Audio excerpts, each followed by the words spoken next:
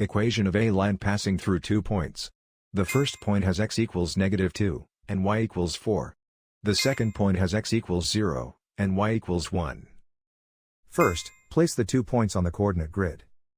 The run is the horizontal change, from x equals -2 to x equals 0, the run is 2. The rise is the vertical change, from y equals 4 to y equals 1, the rise is -3. Slope is rise divided by run, -3/2, which simplifies to -3/2. Now draw the line through both points. Start with point slope form, y minus y1 equals m times x minus x1. Then fill in the boxed values. Slope is -3/2, x1 is -2, and y1 is 4. That gives the specific point negative slope equation for this line. Finally, solve for y to get slope negative intercept form. The graph and the equation describe the same line.